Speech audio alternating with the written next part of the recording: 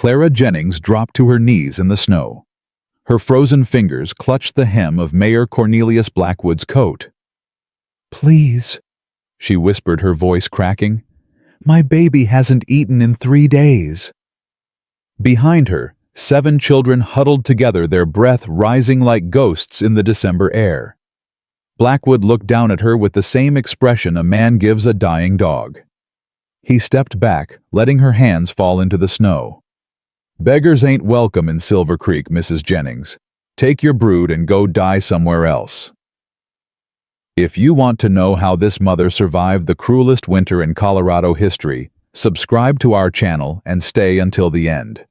Drop a comment telling us what city you're watching from. I want to see how far this story travels. The general store of Silver Creek smelled of tobacco and kerosene. Clara Jennings stood at the counter, her 7 children pressed behind her like shadows. She could feel their eyes on her back. She could feel everyone's eyes. "Mr. Blackwood," Clara said, keeping her voice steady. "I ain't asking for charity. I'm asking for work. I can clean. I can cook. I can sew faster than any woman in this territory." Cornelius Blackwood didn't look up from his ledger. He was a thick man with soft hands that had never seen honest labor. Gold watch chain, pressed suit. The kind of man who smiled while he buried you.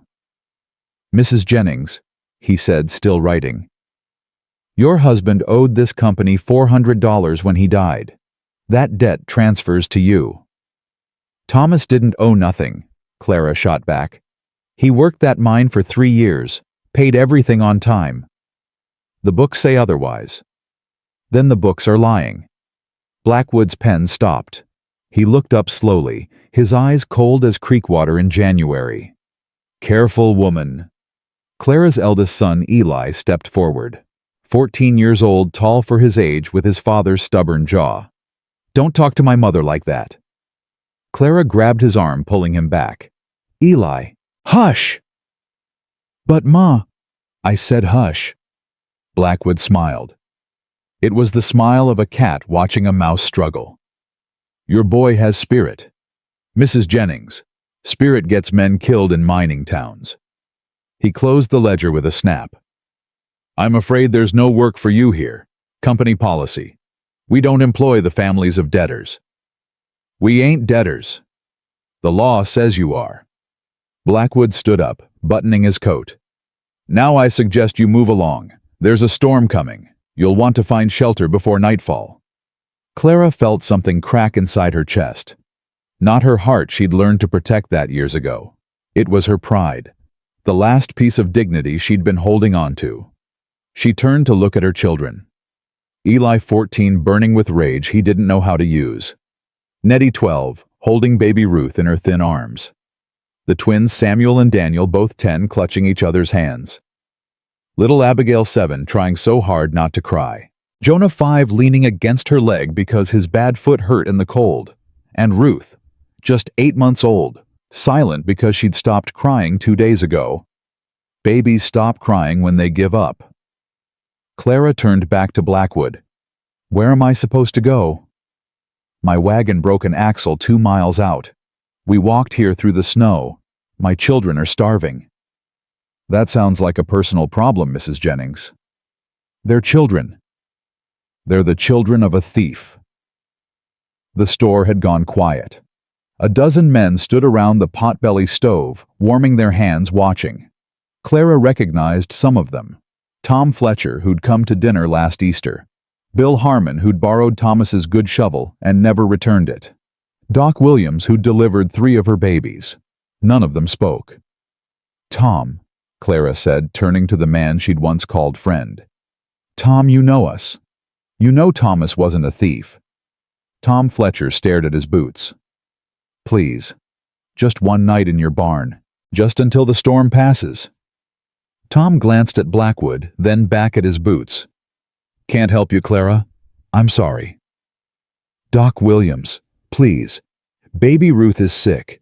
She needs—" "I don't treat charity cases," the doctor interrupted. He didn't even look at her. Clara felt Nettie press closer behind her. She heard Abigail start to sniffle. "Mama," Jonah whispered, tugging her skirt. "Mama, I'm cold." Clara closed her eyes. She took one breath, then another. When she opened them again, something had changed in her face. The pleading was gone. In its place was something harder. Something that scared even Blackwood for just a moment. "I want you to remember this day," Clara said quietly. "All of you. I want you to remember what you did when a mother begged for her children's lives. I want you to remember the choice you made." She reached down and picked up Jonah, settling him on her hip, even though her arms screamed with exhaustion. "Eli, take your brother and sisters. We're leaving." "Where, Ma?" Eli asked. "Where are we going to go?" Clara looked at Blackwood one last time. "Anywhere but here." She walked toward the door. Her children followed silent as ghosts. But Blackwood's voice stopped her. "Mrs. Jennings?" Clara paused her hand on the door. "You'll want to take the east road toward Millbrook. It's only 20 miles. You might make it if you hurry." Clara knew the east road. Everyone knew the east road. It crossed the Widow's Pass, a narrow trail along a cliff face that flooded in winter. 2 families had died there last spring. Blackwood knew exactly what he was doing. "Go to hell, Cornelius," Clara said. She pushed open the door and walked out into the dying light. The cold hit them like a fist. Clara kept walking, one foot in front of the other, Jonah heavy on her hip. She didn't know where she was going. She just knew she had to keep moving. If she stopped, she'd break down. And if she broke down, her children would see it. And if her children saw it, they'd lose hope. "Mama?" Nettie caught up to her, still holding Ruth against her chest. "Mama, where are we going?" "I don't know yet, baby." "But the storm." "I know about the storm, Nettie." They reached the edge of town. Behind them, warm light glowed in windows. Smoke rose from chimneys. The smell of cooking meat drifted on the wind. In front of them, there was only darkness. "Ma!" Eli appeared at her side, his jaw set hard. "There's an old mining cabin up on Grizzly Ridge. Pa took me there once, remember? Before he died." Clara stopped. She did remember. Thomas had mentioned it. An abandoned claim site high up in the mountains. Most folks avoided it because of the stories. "That's ghost country, Eli. You know what they say about the man who lives up there?" "I know what they say. I also know we ain't got choices, Ma." Clara looked at her son. When had he gotten so old? When had that baby face turned into sharp angles and serious eyes? "The trail is hard," Clara said. "Steep. Your sisters can make it. We all can." Eli put his hand on her arm. "Ma, we got to try." Clara looked at Nettie, who nodded once. She looked at the twins, who stood straight, even though they were shaking. She looked at Abigail, whose tears had frozen on her cheeks. She looked at Jonah in her arms, his bad foot hanging useless. She looked at baby Ruth, so still, so quiet. "All right," Clara said. "We go up." The storm hit an hour later. Clara had never felt cold like this. It wasn't just temperature, it was malice. The wind cut through her coat like it wasn't there. The snow came sideways, blinding, suffocating. She couldn't see 5 feet in front of her. "Stay close," she screamed. "Hold hands, don't let go." She felt Nettie grab her coat. She felt the chain of children behind her, each one holding on to the next. She prayed to God that chain wouldn't break. "Mama," Abigail's voice somewhere behind her. "Mama, I can't feel my feet." "Keep walking, baby. Just keep walking." "I can't." Clara stopped. She turned, pushing through the wind, until she found Abigail collapsed in the snow. The child's lips were blue. Her eyes were half closed. "Eli!" Clara shouted. "Eli, take Jonah!" She shoved her youngest son into Eli's arms, then scooped up Abigail. Now she had a child on each hip. Her legs screamed, her back screamed. Everything screamed, but she kept walking. "Ma!" Eli's voice barely audible over the wind. "Ma, the trail ends." Clara pushed forward until she reached her son. He was right.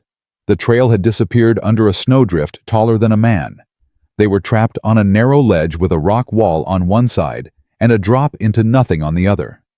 "No," Clara whispered. "No, no, no." "What do we do, Ma?" Clara looked around desperately. The visibility was almost zero. The temperature was dropping by the minute. Her children were freezing to death in front of her. This was it. This was how they died. She sank to her knees, still holding Abigail and Jonah. Nettie collapsed beside her, pulling Ruth inside her coat for warmth. The twins huddled together, their teeth chattering so hard Clara could hear it over the wind. "Mama." Nettie's voice was small, scared. "Mama." Ruth stopped moving. Clara felt something inside her shatter. She'd fought so hard. She'd done everything right. She'd begged and pleaded and swallowed her pride. She'd walked into a storm that should have killed them. She'd carried her children until her arms gave out. And none of it mattered. They were going to die on this mountain, and Cornelius Blackwood was going to sleep warm in his bed, and no one would ever know what happened to the Jennings family. Clara closed her eyes. "I'm sorry," she whispered to her children. "I'm so sorry." "Ma." Eli's voice was strange, different. "Ma, look." Clara opened her eyes. Through the swirling snow she saw light. Not the faint flicker of a match, not the dim glow of a far-off window.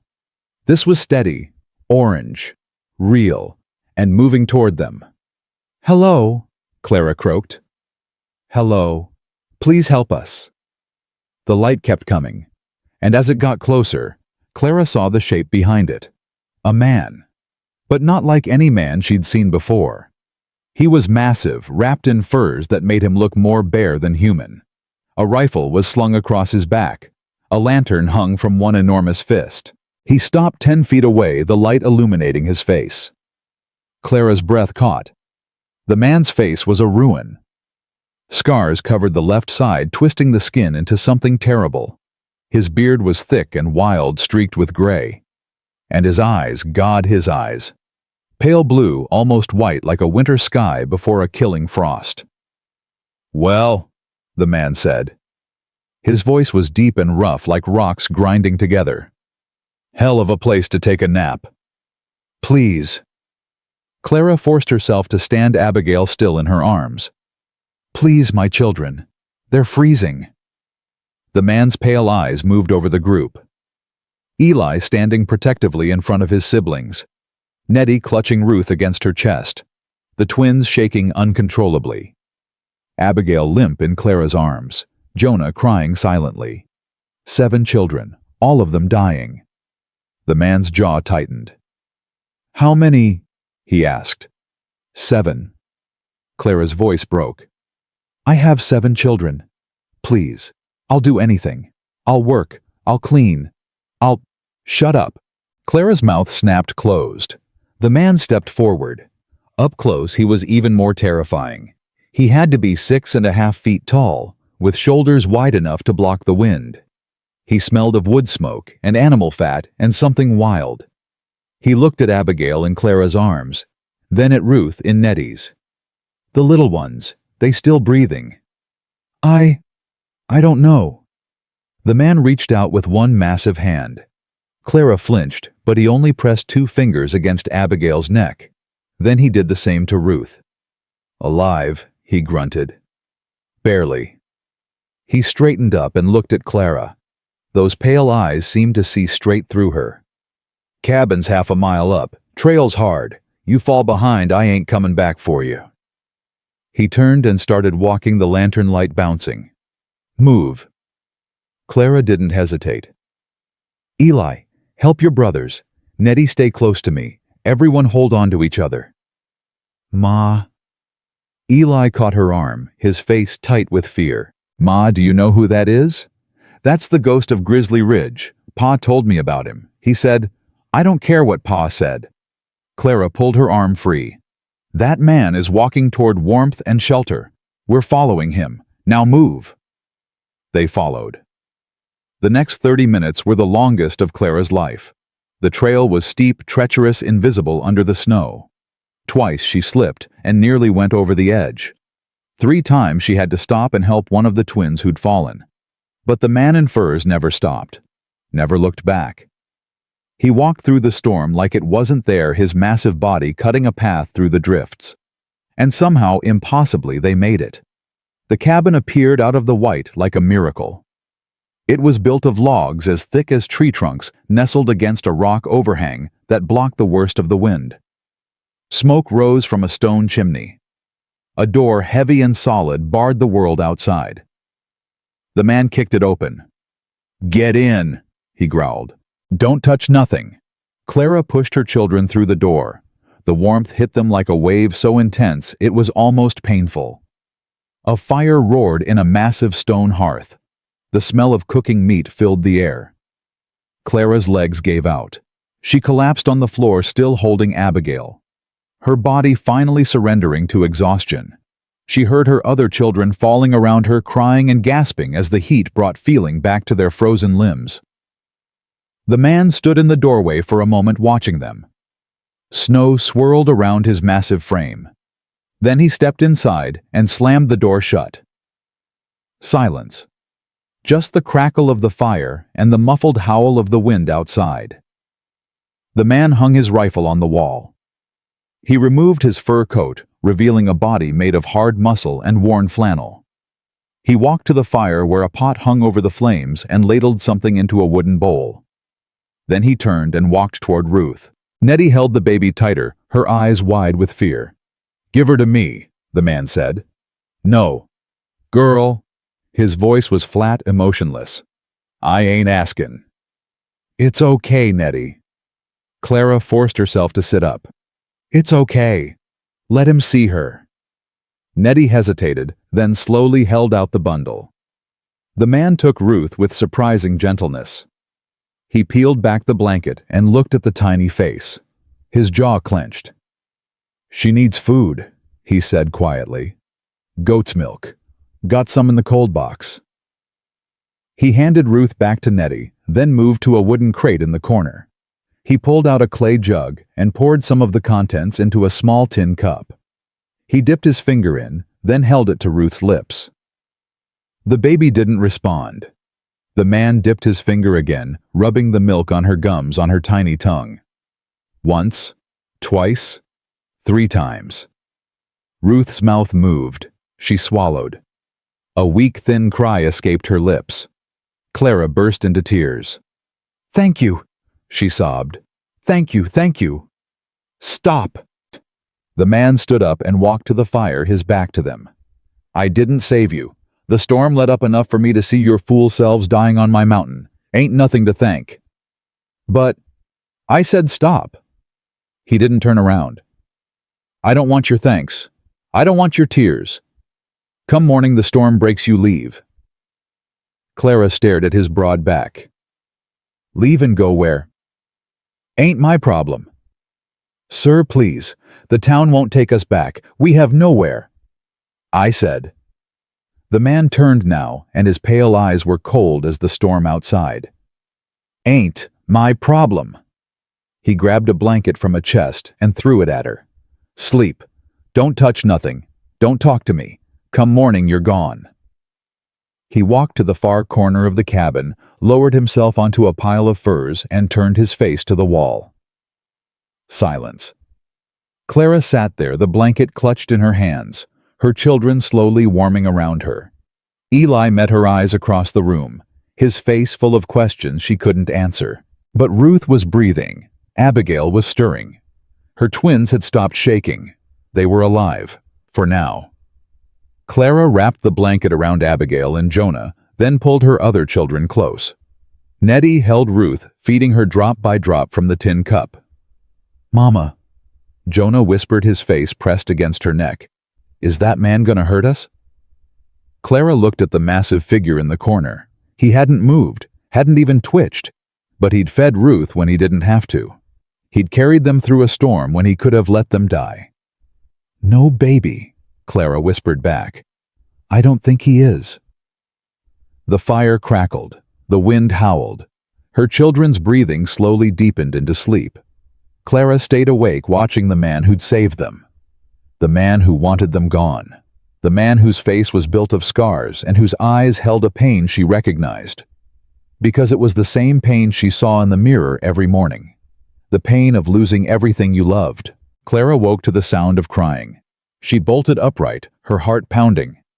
Ruth. But no Ruth was still in Nettie's arms, breathing soft and steady. The crying was coming from somewhere else. It was the mountain man. He sat hunched by the fire, his massive back shaking.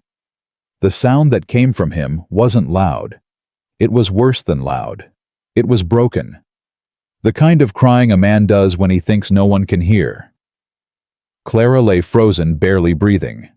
She watched his shoulders heave once, twice. Then he went still. He wiped his face with his hands and stood up. He walked to the window and stared out at the darkness. He didn't know she was awake. Clara closed her eyes and pretended to sleep. When real morning came, gray light filtering through the frost-covered window, the man was already gone. His rifle was missing from the wall. A pot of something hot sat by the fire. Clara sat up slowly, her body screaming with stiffness. Her children were scattered around the cabin like fallen leaves. Eli slept with his back against the door as if guarding it. The twins had curled together under a single blanket. Nettie still held Ruth, both of them peaceful. Abigail and Jonah were pressed against Clara's sides. They stirred when she moved. "Mama." Jonah's voice was hoarse. "Where's the scary man?" "Gone, baby. For now." Clara stood and walked to the pot by the fire. Oatmeal. Thick and plain but hot. He'd left them food. A man who wanted them gone had left them breakfast. Clara didn't understand. But she was too hungry to question it. She woke her children one by one, feeding them from the pot. They ate in silence, too exhausted and scared to talk. Even Eli, usually so full of words, just chewed and stared at the door. They were halfway through the meal when the door burst open. The mountain man stood in the framed snow on his shoulders, a dead rabbit in one hand. He looked at them sitting around his fire eating his food, and his jaw went tight. "Thought I told you to be gone by morning." Clara stood up, placing herself between him and her children. "The storm hasn't broken. Listen." They all went quiet. Outside, the wind still howled. Snow still battered the walls. The man's pale eyes narrowed. "It'll break by noon. And if it doesn't, then you freeze on the trail instead of in my cabin." Eli jumped to his feet. "You can't just throw us out. My little brother can barely walk. The baby almost died last night." "Eli," Clara's voice was sharp. "Sit down." "But Ma," "I said sit." Eli sat, his fists clenched, his face red with fury. Clara turned back to the mountain man. She took a breath and made herself meet those terrible eyes. "What's your name?" The question seemed to catch him off guard. His scarred face twitched. "What? Your name? If I'm going to argue with you, I'd like to know what to call you." For a long moment, he just stared at her. Then something shifted in his expression. Not softness, this man had no softness left, but something like surprise. "Josiah," he said finally. "Josiah Calhoun." "Mr. Calhoun, I'm Clara Jennings. These are my children." She gestured to each one. "Eli, Nettie, Samuel, Daniel, Abigail, Jonah, and the baby is Ruth." Josiah's eyes moved over each child.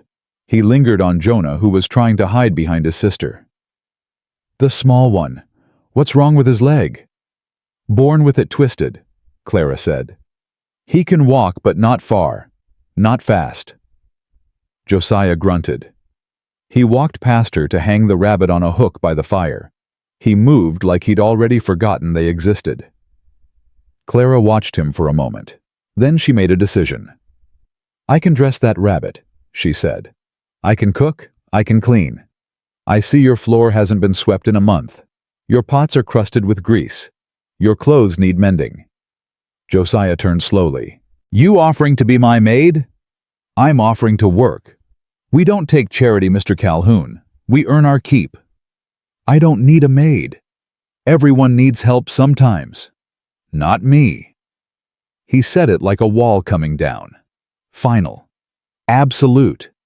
But Clara had spent 20 years married to a stubborn man. She knew walls could be climbed. "One day," she said. "Give us one day.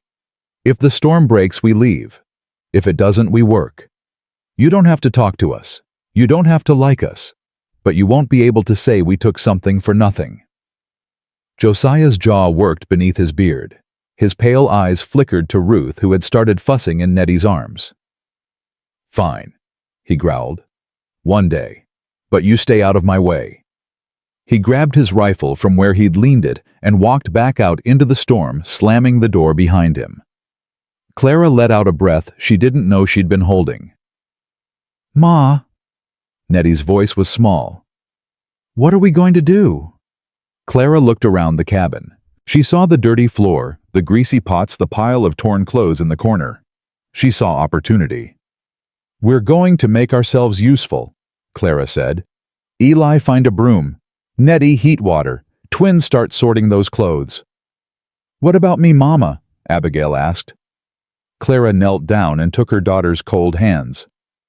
"You're going to help me show this mountain man what the Jennings family is made of." They worked. For 3 hours they worked like their lives depended on it. Because they did. Eli swept until the floor showed wood grain no one had seen in years. Nettie scrubbed pots until they gleamed.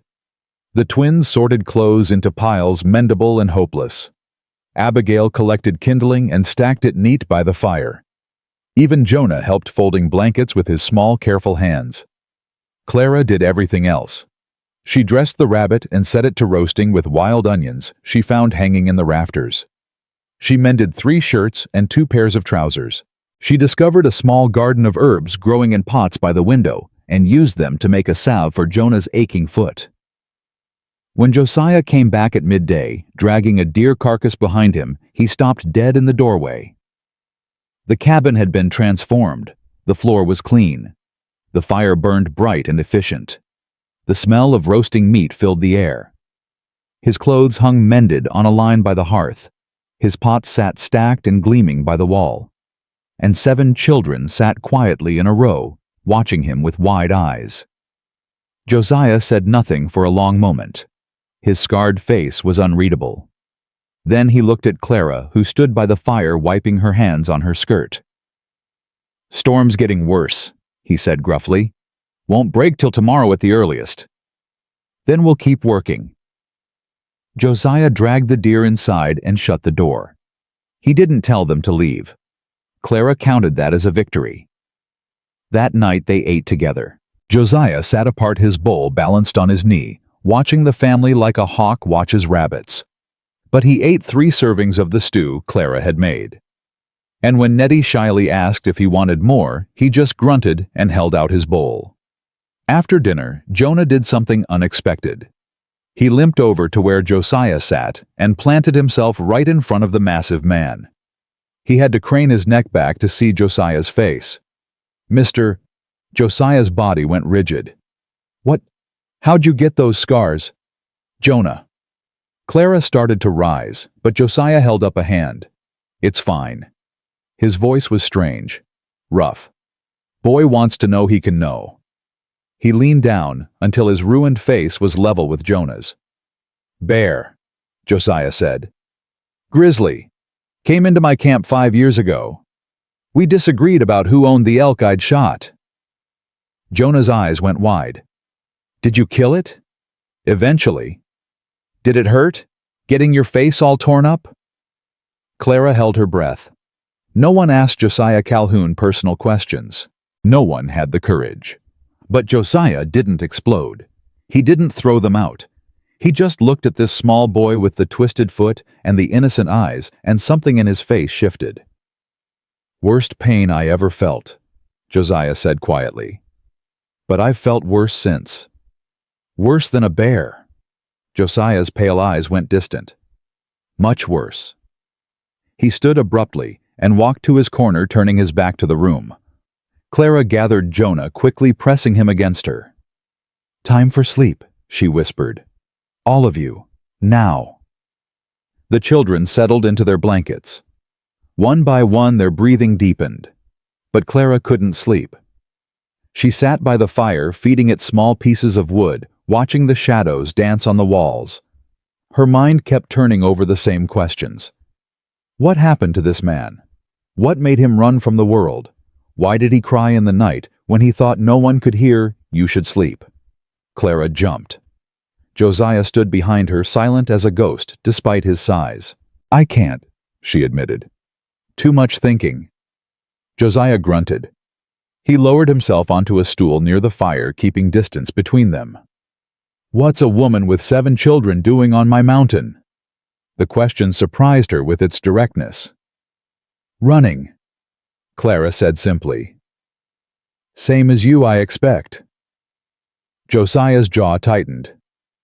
"I ain't running. I'm living." "Is that what you call it?" She regretted the words as soon as they left her mouth. This man had saved her children. He owed her nothing. She had no right to judge. But Josiah didn't seem angry. He just stared into the fire, his scarred profile flickering in the light. "Your husband," he said. "The one in the fancy grave marker I saw last spring. What happened?" Clara felt the familiar stab of grief. But talking about Thomas was easier now. The wound had scarred over, even if it still ached. "Mining accident, 6 months ago." She paused. "At least that's what they called it." "You don't believe it was an accident?" It wasn't a question. Clara looked at this strange, scarred man. She barely knew him. She had no reason to trust him. But something in those pale eyes told her he understood loss. He understood betrayal. "Thomas found something," she said quietly. "In the mine. I don't know what exactly. He started writing things down, keeping notes. He was scared, Josiah. I'd never seen him scared before. He said if anything happened to him, I should take the children and run." "But you didn't run." "I didn't believe him." Clara's voice cracked. "I thought he was being dramatic. Then the tunnel collapsed and he was gone, and Cornelius Blackwood showed up at my door with a bill for $400 that Thomas never owed." Josiah was quiet for a long moment. "Blackwood," he repeated. "That the same Blackwood who owns the mining company. The same one who owns the whole town. The bank, the store, the sheriff, all of it. He's been buying up claims for years, pushing out anyone who won't sell. And your husband's claim..." Clara felt something cold settle in her stomach. Thomas's claim was the biggest in the territory. "Silver vein as thick as a man's arm," he said. Blackwood offered to buy it 12 times. Thomas always refused. Josiah's eyes narrowed. "So your husband finds something in the mine, something Blackwood don't want found. Then your husband dies in an accident, and suddenly you're a debtor who needs to disappear." Hearing it laid out so plainly made Clara's hands shake. "I don't have proof. Thomas's notes, his papers, they disappeared after he died. The sheriff said they weren't in the mine, but Thomas carried that notebook everywhere. Maybe someone took it before the body was found." Clara nodded slowly. "That's what I think too." Josiah stood up abruptly. He walked to the window, his back to her. "How many men does Blackwood have?" "A dozen at least. Hired guns, most of them. The sheriff's in his pocket." "And you walked your 7 children into a blizzard to escape him." "I didn't have a choice." Josiah turned. The firelight caught his scars, making them look even more terrible. "There's always a choice, Mrs. Jennings. You just chose the one that kept your children alive." Clara felt tears prick her eyes. She blinked them back furiously. "Will you help us?" The question hung in the air between them. Josiah's face went hard. That brief moment of connection vanished like smoke. "I ain't a hero, Mrs. Jennings. I ain't a savior. I'm a man who lives alone because people bring nothing but trouble. Mr. Calhoun, you and your children can stay until the storm breaks. Then you leave. Head west to Millbrook or south to Denver, anywhere but here. Blackwood will find us. That ain't my problem." Clara stood up, anger finally breaking through her exhaustion. "Then what is your problem? Hiding up here on your mountain, pretending the world doesn't exist. crying in the dark when you think no one can hear. Josiah's head snapped toward her. His pale eyes blazed. You don't know nothing about me. I know pain when I see it. I know guilt. I know a man who lost someone and blames himself every single day. Shut your mouth. I know because I see the same thing in my mirror every morning. Clara's voice broke. I should have listened to Thomas. I should have run when he told me to. My children almost died because I was too proud, too scared to believe. I said shut up. Josiah's roar echoed through the cabin. The children stirred in their sleep. Baby Ruth whimpered. Clara stood her ground trembling but refusing to look away. I'm sorry, she whispered. I'm sorry for whatever happened to you. I'm sorry you're alone, but I'm not asking you to save us. I'm asking you to give us a chance to save ourselves. Josiah stared at her for a long, terrible moment. Then he turned and walked out into the storm, slamming the door behind him. Clara sank back onto the stool, her whole body shaking. What had she done? She'd pushed too hard, said too much. Now he would throw them out for certain. She sat there in the firelight, listening to the wind howl, waiting for dawn. Josiah didn't come back until morning. When he walked through the door, his face was unreadable. Snow crusted his beard. Ice hung from his eyebrows. He looked like he'd spent the whole night outside. Clara rose quickly, her heart hammering. Mr. Calhoun, I'm sorry. I shouldn't have— There's a root cellar, Josiah interrupted. Under the floor near the back wall. Trapdoors hidden under the bear rug. Clara blinked. I don't understand. If anyone comes, you take your children down there and you stay quiet. Don't make a sound no matter what you hear. You understand? Clara's blood went cold. If anyone comes, who would? Do you understand? Yes. Yes, I understand. But why are you telling me this? Josiah walked to his rifle and began loading it with careful, methodical movements. Because I know Cornelius Blackwood. I know what he does to people who get in his way. He looked at her, and for the first time, Clara saw something other than coldness in his eyes. And I ain't letting another family die on my watch. Clara felt her knees go weak. Another family! Josiah's jaw clenched. He turned away, sliding the rifle over his shoulder. Get your children fed. Storm's breaking. We got work to do. He walked out the door. Clara stood frozen, her mind racing. Another family. He'd said another family. What had happened to Josiah Calhoun? Who had he lost? Before she could think further, Eli appeared at her elbow. Ma, what's going on? I heard yelling last night. Clara looked at her eldest son, 14 years old, too young to carry the weight she was about to put on his shoulders. Eli, I need you to do something for me. Anything, Ma. If anything happens, if men come, if there's trouble, I need you to get your brothers and sisters to that root cellar. Don't argue. Don't fight. Just hide. Promise me. Eli's face went pale. Ma, you're scaring me. Promise me, Eli. He swallowed hard. I promise. Clara hugged him tight, feeling his thin body against hers, her boy, her brave, angry, frightened boy. Good, she whispered. Now help me wake the others. We have work to do. The day passed in tense silence. Josiah came and went, checking snares, hauling wood, always with his rifle close. He barely spoke, but Clara caught him watching the tree line more than once. He was expecting someone. Near sundown, Clara was hanging mended clothes when she heard horses. She froze, her hands still gripping a wet shirt. Horses meant riders.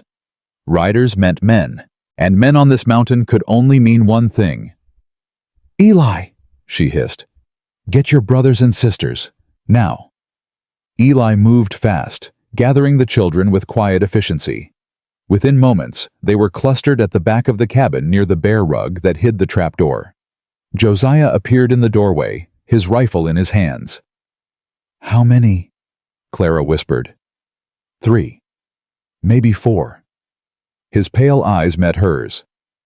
Get down in the cellar. Don't come out until I say. What about you? I'll handle it. Josiah. Go. Clara grabbed the bear rug and yanked it aside, revealing the trap door. She pulled it open and ushered her children down into the darkness. Eli went first, then the twins, then Abigail carrying Jonah. Nettie climbed down last. Ruth clutched against her chest. Clara hesitated at the edge. "Be careful," she whispered. Josiah didn't look at her. "Close the door. Don't make a sound." Clara climbed down and pulled the trapdoor shut above her. Darkness swallowed them. She gathered her children close, pressing her hand over Jonah's mouth, praying Ruth wouldn't cry. Above them, she heard the cabin door open. Then Josiah's voice, cold and hard as iron. "You're on my land. State your business or get off my mountain." A laugh, rough and mean. "Well, well, the ghost of Grizzly Ridge. Heard you were dead." Disappointed? "Blackwood sends his regards. Says you got something that belongs to him. Blackwood can go to hell." "Now that ain't friendly." The voice got closer. "We're looking for a woman. Widow with a bunch of kids. You seen her?" Clara's heart stopped. "No." "You sure about that? Because we tracked her wagon to the base of this mountain. Snow covered most of the trail, but not all of it." A long pause. "There ain't no woman here. Just me and my rifle. Mind if we look around?" "Yes." Another laugh, but colder this time. "See, that's the wrong answer. Blackwood wants that woman dead. Anyone hiding her becomes a problem. You want to be a problem. I've been a problem my whole life." Clara heard the click of a hammer being pulled back. "Last chance ghost. Where's the woman?" Silence. Then Josiah's voice, quiet and deadly. "You boys ever seen what a sharp's rifle does to a man at close range? You can't take all three of us." "Maybe not, but I'll damn sure take you first. So let me ask you something." Josiah's voice dropped even lower. "You ready to die for Cornelius Blackwood?" The silence stretched for an eternity. Then footsteps, retreating. "This ain't over, ghost. Blackwood don't forget, and he don't forgive." "Neither do I. Now get off my mountain." Horses, moving away, fading into the distance. Clara sagged against the dirt wall, tears streaming down her face. Her children clung to her trembling. The trapdoor opened. Josiah's face appeared above them, lit by the fading daylight. "They're gone," he said. "For now." Clara climbed out on shaking legs. She stood in front of him, this scarred, broken man who had just risked his life for strangers. "Why?" she whispered. "Why did you do that?" Josiah looked at her for a long moment. Then he looked at her children climbing out of the cellar one by one. 7 small faces, pale with fear, looking at him like he was something more than a monster. "Because I ain't letting Blackwood take another family from me," he said quietly. He turned and walked to the fire, feeding it wood with steady hands. Clara watched him, her heart full of questions. Another family. He'd said it again. And this time, she was going to find out what he meant. Clara didn't sleep that night. She lay in the darkness, listening to the wind, listening to her children breathe, listening to Josiah pace back and forth by the window. He hadn't sat down since the riders left. He hadn't eaten. He just walked and watched and waited. Near midnight, Clara couldn't take it anymore. She rose quietly, careful not to wake the children, and walked to where Josiah stood. "You should rest," she whispered. "Can't." "They're gone. You said so yourself." "They'll be back." Josiah's pale eyes never left the window. "Men like that don't give up. They go back to their boss, get more guns, and come again." "Then we should leave. Take the children and—" "And go where?" Josiah turned to face her. "The passes are snowed in. The only way down is through Silver Creek. Blackwood owns Silver Creek." Clara felt the walls closing in. "So we're trapped. We're dug in. There's a difference." "What difference? We're still going to die." Josiah's jaw tightened. He looked at her children sleeping in a pile of blankets and furs. His eyes lingered on Jonah, on Ruth. "Not if I have anything to say about it." Clara studied his face. The scars. the hard lines around his mouth, the pain he tried so hard to hide. "Tell me about them," she said softly. Josiah went still. "Tell me about your family, the one Blackwood took from you." For a long moment she thought he wouldn't answer. His whole body seemed to lock up like a man bracing for a blow. Then slowly, he exhaled. Her name was Mary. Clara waited, barely breathing. "We met in Texas before the war. I was a ranger. She was a schoolteacher's daughter. Prettiest thing I ever saw."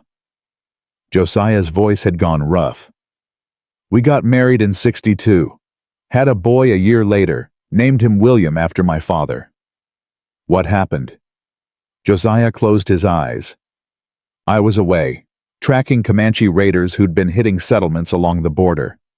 Mary and William were at the homestead. Should have been safe." His hands curled into fists. "But Blackwood had been trying to buy our land for months. Water rights. The creek ran right through our property, and he wanted it for his cattle operation." Clara's blood went cold. "Blackwood? Different territory. Same man. Same methods." Josiah's voice turned bitter. "While I was gone, his men came. They told Mary she had one day to sign over the deed. She refused. Oh God. When I got back, the house was ashes. Mary was—" His voice broke. He stopped, his jaw working. "They said it was Comanche. Everyone believed it. The Rangers believed it. Even I believed it for a while."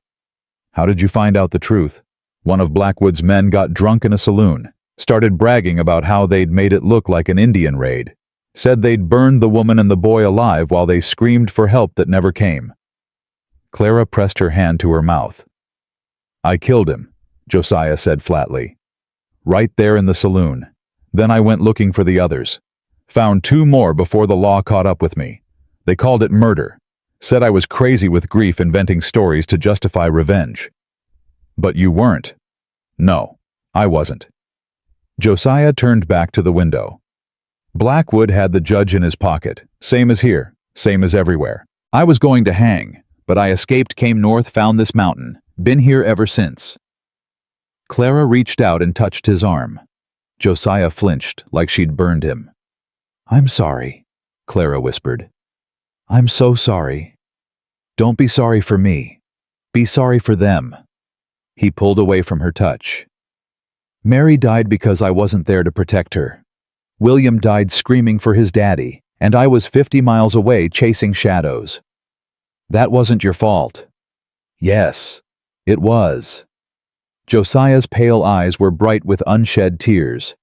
"A man protects his family. That's the only thing a man is good for. And I failed." Clara felt something break inside her chest. Not for herself, for him. For this broken man who'd been carrying this weight for so long. "Josiah, listen to me." She stepped closer, forcing him to meet her eyes. "What happened to Mary and William was evil. Pure evil. But it wasn't your failure. It was Blackwood's sin. Don't matter whose sin it was. They're still dead. And so are you." Clara's voice sharpened. "You've been dead for years, walking around breathing, eating, but dead inside, and I understand why. God knows I understand. But dying with them won't bring them back." Josiah stared at her. "What would you know about it?" "I know that I blamed myself for Thomas's death every single day. I know that I thought if I'd just listened to him, if I'd just believed him, he'd still be alive. I know that guilt like that can eat you alive if you let it." "And did you let it?" Clara looked at her sleeping children. "I couldn't. They needed me. They still need me." She turned back to Josiah. "And right now, we need you. So you can keep punishing yourself for something that wasn't your fault, or you can help me keep 7 children alive. But you can't do both." Josiah was silent for a long, long moment. Then slowly, something in his face changed. The ice didn't melt. This man was too far gone for that. But it cracked. Just a little. "You got a mouth on you, woman," he muttered. "I've been told. Ain't a compliment. I didn't take it as one." The ghost of a smile flickered across Josiah's scarred face. It vanished as quickly as it came, but Clara saw it. "Get some sleep," he said. "Tomorrow I teach your boy to shoot." Clara blinked. "Eli?" "He's 14. Old enough to hold a rifle. If Blackwood's men come back, I need someone who can watch the North Ridge while I cover the South. He's a child. He's the man of your family. Time he started acting like it." Josiah walked to his corner and sat down his rifle across his lap. "Now sleep. Morning comes early." Clara stood there, a dozen arguments on her tongue. But she swallowed them all. Because Josiah was right. Eli was 14. Thomas had been working the mines at 14. In this world, in this time, childhood ended early. She went back to her blankets and lay down beside her children. She dreamed of fire. Morning came gray and cold. Clara woke to the sound of arguing. "I don't need you to teach me nothing." Eli's voice hot with teenage anger. "Boy, you couldn't hit a barn from inside it." Josiah's voice cold and flat. Clara sat up quickly. Eli stood near the door, his fists clenched, his face red. Josiah stood opposite him, holding out a rifle. "Eli." Clara's voice was sharp. "What's going on?" "He wants to teach me to shoot like I'm some kind of child." "You are a child," Josiah said. "A child who can't protect his mother or his brothers and sisters. That changes today. I don't take orders from you." "Eli." Clara was on her feet now. "That's enough." "Ma, he's not Pa. He doesn't get to tell me what to do. Your Pa is dead." Josiah's voice was brutal. "And if you don't learn to handle a weapon, you'll be dead too. So will your mother. So will your baby sister. You want that?" Eli's face went white. "I didn't think so." Josiah shoved the rifle into Eli's hands. "Outside, now." Eli looked at Clara, his eyes pleading. Clara walked over and put her hands on his shoulders. "He's trying to help us, Eli. I know you're angry. I know you miss your father. But right now, I need you to be strong. Can you do that for me?" Eli's jaw trembled.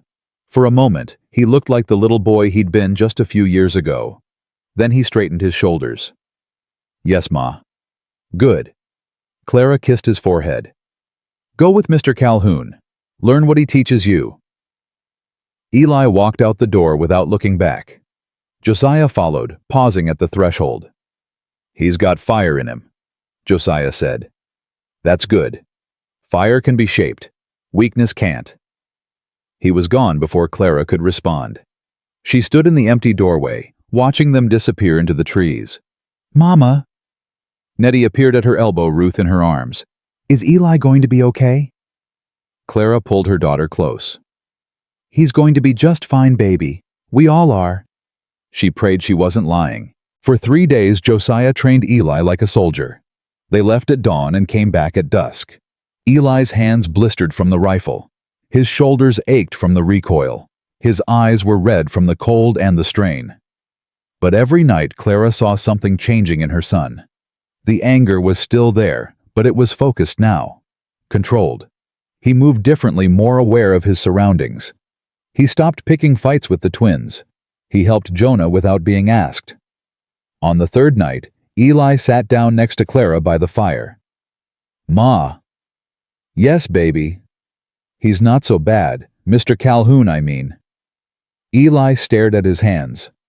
"He's hard, real hard, but he knows things. Things Pa never taught me." "What kind of things?" "How to read tracks, how to set snares, how to move without making sound." Eli looked up at her. "He said I'm a natural. Said I've got good instincts." Clara felt something warm spread through her chest. "I'm proud of you, Eli. I ain't done nothing yet. You're trying. That's enough." Eli was quiet for a moment, then softly, "Ma, I think he's lonely." "Mr. Calhoun." "Yeah, he don't say much, but I can tell. The way he looks at us sometimes, at the little ones especially, like he's seeing something that ain't there." Clara thought of Mary, of William, of a family burned alive while their protector chased shadows 50 miles away. I think you're right, she said quietly. Maybe we could help him, like he's helping us. Clara looked at her son, this boy who was becoming a man right before her eyes. Maybe we can, Eli. Maybe we can. The fourth morning brought trouble. Clara was feeding Ruth when Josiah burst through the door. They're coming! Clara's blood turned to ice. How many? 10, maybe 12. Coming up the south trail. Josiah grabbed his ammunition box and started loading. They'll be here in an hour. What do we do? You take the children to the root cellar. Stay there no matter what. Josiah, you can't fight 12 men alone. Don't plan to fight them. Josiah's pale eyes were calm, too calm. Plan to slow them down, buy you time to escape. Escape to where? There's a back trail, leads to the old iron caves about 2 miles north. My brother? He stopped, his jaw tightening. Clara grabbed his arm. Your brother.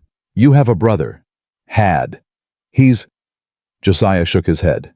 Don't matter. The caves are safe. You can hide there. Josiah, look at me. Clara forced him to meet her eyes. You have a brother. His name is Micah. He was with Mary and William when... Josiah's voice broke. I thought he died too. But last year I found signs. Someone living in those caves. Traps set the way I taught him when he was a boy. I never went close enough to be sure. Couldn't face it if it wasn't him. Couldn't face it if it was. Clara's mind was racing. If your brother is alive, he could help us. Micah ain't right anymore. The things he saw, the things they did to him. But he's alive, and he knows these mountains. Clara, you don't understand. He might not even recognize me. He might what, kill us? Clara gestured to her children. We're already dead if we stay here. 12 men, Josiah. You said it yourself. You can't fight 12 men.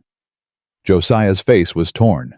For the first time since she'd met him, he looked uncertain. Please, Clara whispered. We need help. You need help. Let us try. The silence stretched between them. Then Josiah nodded once. Get the children. Follow the creek north until you reach the waterfall. Behind it, there's a cave entrance. If Micah is there... He paused. Tell him the eagle flies at dawn. He'll know what it means. What about you? I'll hold them off as long as I can. Then I'll follow. Promise me. Josiah's pale eyes met hers.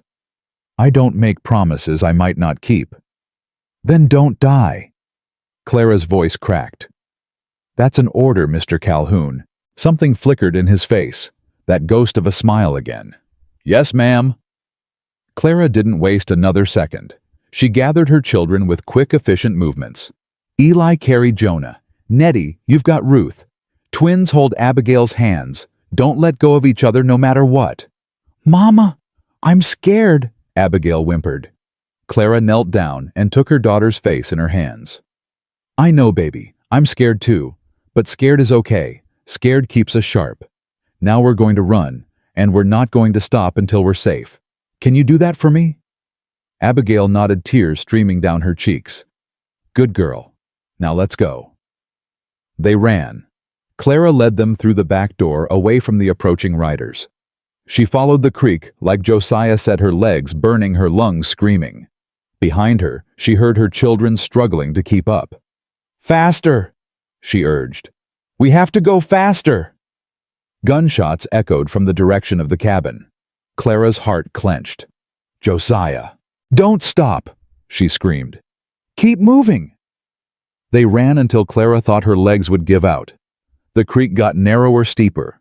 The sound of rushing water grew louder. Then she saw it. The waterfall.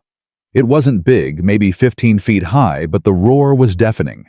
Clara searched frantically for the cave entrance Josiah had described. There. Behind the falling water, a dark opening in the rock. This way, Clara shouted. Through the water. She plunged through the icy curtain, gasping as it soaked her to the bone. One by one her children followed. Eli came last, Jonah clinging to his back. They emerged into darkness. Clara couldn't see anything. She could only hear her children's ragged breathing, the thunder of the waterfall behind them. Hello? She called out. Is anyone there? We need help. Silence. The eagle flies at dawn, Clara shouted. Josiah sent us. The eagle flies at dawn. Nothing. Then from somewhere deep in the blackness a voice. Josiah. Clara's heart stopped. Yes, Josiah Calhoun. He's your brother. He sent us here. Footsteps. Slow and careful. Getting closer. A match flared. Clara found herself staring at a face that was both familiar and terrifying. The same bone structure as Josiah. The same pale eyes. But wilder, haunted. A beard that reached his chest. Hair tangled and matted. Scars that ran down one arm like a map of suffering. Micah Calhoun looked at Clara, then at the 7 children huddled behind her. Children, he whispered. His voice was rusty like he hadn't used it in years. You brought children. Please, Clara said. There are men coming. Bad men. They want to kill us. Micah's eyes went distant. Bad men, he repeated. Yes, I remember bad men. Can you help us? Micah was silent for a long moment. His eyes moved over each child one by one. When he saw Jonah, his twisted foot visible beneath his trouser leg, something changed in his face. The little one, Micah said. He's hurt. He was born that way. Born broken. Micah nodded slowly. I understand broken. He turned and started walking deeper into the cave. Follow me. Stay close. Don't touch the walls. Clara grabbed Eli's arm and pulled him forward. They followed the madman into the darkness. The cave system was massive. Micah led them through twisting passages past underground pools that glowed with phosphorescent light, past chambers filled with crystals that sparkled like stars. He moved with complete confidence, never hesitating, never looking back. Finally, they emerged into a large cavern. A fire burned in the center, surrounded by a strange collection of objects, old books, animal bones, mysterious bundles wrapped in cloth. You'll be safe here, Micah said. They won't find this place. No one finds this place. Clara looked around. It was warm and dry. Her children were already sinking to the ground, exhausted. Thank you, she said. Thank you so much. Micah tilted his head, studying her. You're the woman. I'm sorry. Josiah watches you. From the ridge. Has for weeks. Micah's pale eyes were unreadable. He thinks I don't see him, but I do. I see everything from the shadows. Clara's cheeks flushed. He saved our lives. He's trying to save himself. Micah sat down by the fire, his movements strangely graceful. You and the children. You're his second chance. Second chance at what? Micah looked at her with those haunted eyes. At not failing. Before Clara could respond, a sound echoed through the cave. Footsteps. Running. Clara's heart leaped into her throat. Then Josiah emerged from the shadows. He was bleeding. A wound on his arm, another on his side. His face was pale, his breathing ragged. But he was alive. Josiah. Clara ran to him, catching him as he stumbled. They're coming. Josiah gasped. Found the trail. Coming fast. Micah stood up slowly. How many? 8 left, maybe 9. The brothers stared at each other across the fire. Years of separation. Years of guilt and grief and unanswered questions. Hello, brother, Micah said softly. Josiah's face crumpled. Micah. God, Micah. I thought... I know. Micah walked over and placed a hand on Josiah's shoulder. I know what you thought. I let you think it. I wasn't ready. I'm sorry. I'm so sorry I wasn't there. I should have... Stop. Micah's voice was firm. We don't have time for ghosts. Not now. He looked at Clara, at the children. Now we fight. Josiah straightened, wincing at the pain. Fight how I'm half dead. You've been living in a cave for 10 years. We can't— I've been doing more than living. Micah smiled, and it was a terrible thing. I've been preparing for the day Blackwood's men came looking. He walked to one of the cloth bundles and pulled back the fabric. Dynamite. Dozens of sticks. Fuses. Blasting caps. I learned some things, Micah said quietly, from the men who burned our family before I killed them. Josiah stared at his brother. You killed them. The ones you missed. Micah's pale eyes were cold. Did you think you were the only one hunting? Clara watched the brothers. Two broken men. Two halves of the same tragedy. We need a plan, she said. Right now. Josiah and Micah turned to look at her. She's right, Josiah said. Blackwood's men will reach the caves by nightfall. We need to be ready. Micah nodded. I know these tunnels better than anyone alive. There are choke points, traps I've already set, places where a few men can hold off many. Show me. The brothers walked to the cave entrance, already talking strategy. Clara watched them go, then turned to her children. Eli stood at her shoulder, his face pale, but determined. Ma, what can I do? Clara looked at her son, then at the dynamite. Find something to carry those in, she said. We're going to help. Eli's eyes widened. You sure? Clara thought of Thomas, of Blackwood, of all the people who'd told her she was worthless, that she should crawl away and die. I'm done running, she said. It's time we fought back. Eli nodded and got to work. Outside in the darkness of the coming night, horses were getting closer, and Clara Jennings was done being afraid. The first explosion shook the mountain like God's fist. Clara pressed her children against the cave wall, shielding them with her body as rocks rained down from the ceiling. Ruth screamed. Jonah buried his face in her skirt. The twins clutched each other, their eyes squeezed shut. Stay down, Clara shouted. Don't move. The rumbling faded. Dust filled the air, thick and choking. Then Josiah's voice echoed through the tunnel. First trap. Got at least 2 of them. Clara's heart hammered against her ribs. This was real. This was happening. Men were dying in these caves, and her children were caught in the middle of it. Mama. Nettie's voice was small, terrified. Mama, I want to go home. Clara pulled her daughter close. We will, baby. Soon. I promise. But even as she said it, she didn't know if it was true. Footsteps, running toward them. Eli appeared from the darkness, his face streaked with dust and sweat. Ma, Mr. Calhoun says to move deeper. They're coming through the east tunnel. How many? 6, maybe 7. The explosion got 3. Clara did the math. Still too many. Still far too many. Help me with the little ones, she said. We need to move, now. They went deeper into the mountain. Micah had shown them a chamber far from the main passages, a dead-end cavern with only one entrance. Easy to defend, hard to escape. Clara tried not to think about that last part. She settled her children against the back wall, counting heads obsessively. Eli, Nettie, Samuel, Daniel, Abigail, Jonah, Ruth, all 7, all alive. Eli. Clara gripped her son's shoulders.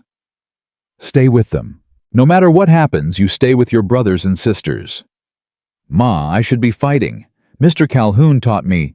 He taught you to protect your family. This is how you do it. Eli's jaw tightened, but he nodded. Clara turned to leave. Where are you going? Nettie cried. To help. Mama, no. Clara knelt down and looked at her children. 7 faces pale with fear, looking at her like she was their whole world. Because she was. Listen to me, Clara said firmly. Your father died trying to protect us. He died because he was alone, because no one stood with him. I'm not going to let that happen again. Mr. Calhoun and his brother are fighting for us right now. I'm going to fight too. But what if you don't come back? Abigail whispered. Clara felt her heart crack. Then Eli takes care of you. He gets you out of these mountains and finds somewhere safe. She looked at her eldest son. Promise me, Eli. I promise, Ma. Clara kissed each of her children, forehead after forehead, tear after tear. Then she picked up the rifle Josiah had given her and walked into the darkness. She found them at the choke point Micah had described. The tunnel narrowed to barely 3 feet wide with a sharp turn that made it impossible to see what lay beyond. Josiah crouched behind a boulder, his rifle trained on the passage. Blood soaked through the makeshift bandage on his side. Micah was nowhere in sight. "Where's your brother?" Clara whispered, sliding in beside Josiah. "Setting more charges. If they get past us, he'll bring the whole tunnel down." "With us in it." Josiah's pale eyes met hers. "If it comes to that." Clara felt ice in her veins, but she didn't run. She checked her rifle and settled into position. "You should be with your children," Josiah said. "My children need me alive. That means we need to win." "Clara." "Don't argue with me, Josiah Calhoun. I didn't walk through a blizzard and survive 3 days on your mountain just to hide in a hole while other people die for me." Something flickered across Josiah's face. Respect, maybe, or something deeper. "You're a stubborn woman. I've been told. Still ain't a compliment. Still don't care." A ghost of a smile touched his lips. Then it vanished as voices echoed from the tunnel ahead. "They're at the turn." Josiah breathed. "Don't shoot until I do." Clara's finger found the trigger. Her hands were shaking. She willed them to stop. The first man came around the corner. Josiah fired. The man dropped without a sound. Then everything was chaos. Gunfire exploded through the narrow space. Bullets ricocheted off stone. Clara couldn't hear, couldn't think. She just aimed and pulled the trigger again and again until her rifle clicked empty. "Reload!" Josiah shouted. Clara fumbled with the ammunition, her hands slick with sweat. A bullet whizzed past her ear so close she felt the heat. "They're flanking!" a voice shouted from the darkness. "Go around." "There is no around," another voice answered. "This whole damn mountain is a maze." Clara got the rifle loaded and raised it again. A shape moved in the shadows. She fired. The shape fell. Had she just killed a man? She didn't have time to think about it. "Fall back." Josiah grabbed her arm. "We need to fall back." They ran, stumbling through the darkness. Behind them, boots pounded on stone. Shots rang out, sparking off the walls. Then another explosion. This one was closer, louder. The whole tunnel seemed to collapse. Clara was thrown off her feet, slamming into the ground so hard she saw stars. When she opened her eyes, dust swirled everywhere. She couldn't see 3 feet in front of her. "Josiah," she coughed. "Josiah." No answer. Clara crawled forward, feeling blindly in the darkness. Her hands found fabric. An arm. She pulled. Josiah lay unconscious, blood running from a gash on his head. His chest rose and fell, barely. "No," Clara whispered. "No, no, no. Wake up! Josiah, wake up!" She shook him, slapped his face. Nothing. Footsteps, getting closer. Clara looked up. Through the settling dust, she saw a figure emerge. A man with a gun picking his way over the rubble. He saw her. He raised his weapon. Clara threw herself over Josiah's body. The shot never came. Instead, a blur of movement, a scream, the sickening sound of blade meeting flesh. When Clara looked up, Micah stood over the fallen gunman, a hunting knife dripping red in his hand. "Get him up." Micah said, his voice flat. "We need to move." "He's unconscious." "Then carry him." Clara stared at the smaller man, this ghost who had survived horrors she couldn't imagine. "I can't carry him. He's twice my size." Micah tilted his head, considering. Then he crouched down and lifted Josiah over his shoulders with surprising strength. "Follow me. Stay close." They moved through passages Clara had never seen. Micah navigated by memory or instinct, never hesitating, never slowing, despite the weight on his shoulders.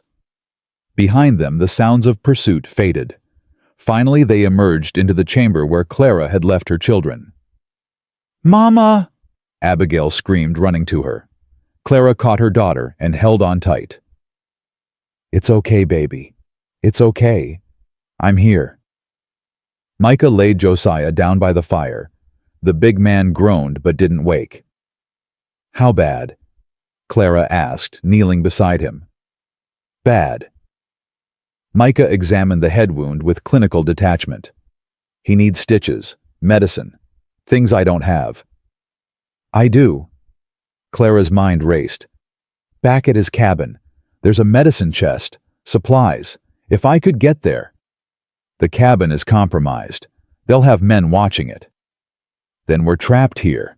And he'll die." Micah looked at his brother's pale face. For the first time, emotion broke through his mask. Pain. Fear. Love. "He won't die," Micah said quietly. "I won't let him." He stood and walked to the corner of the chamber where he pulled aside a pile of furs. Beneath them was a wooden chest. "I've been collecting things," Micah said, opening it. "From the men I've killed over the years, supplies, weapons, medicine." He pulled out a leather pouch and handed it to Clara. Inside were sutures, needles, a bottle of whiskey, and several small jars of salve. "You know how to use these?"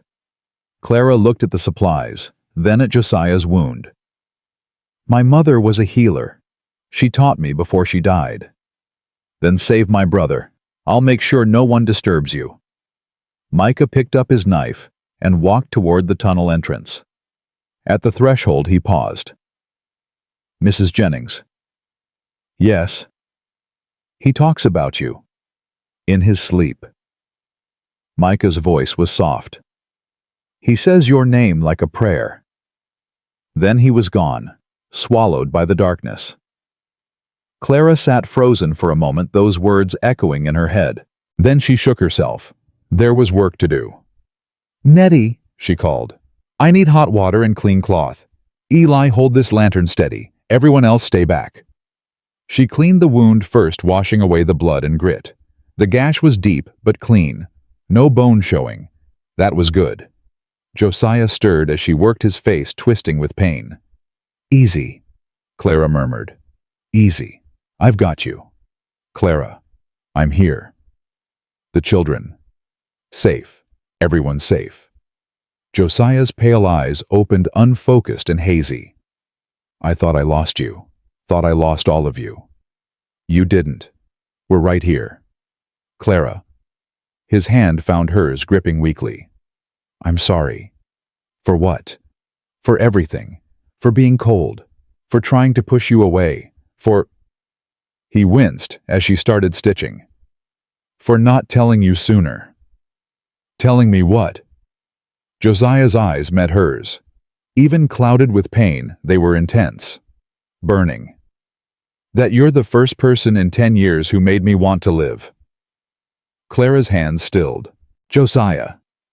"Don't say nothing, just—" He squeezed her hand. "Just stay, please." Clara felt tears running down her cheeks. She hadn't even realized she was crying. "I'm not going anywhere," she whispered. "Now hold still. This is going to hurt."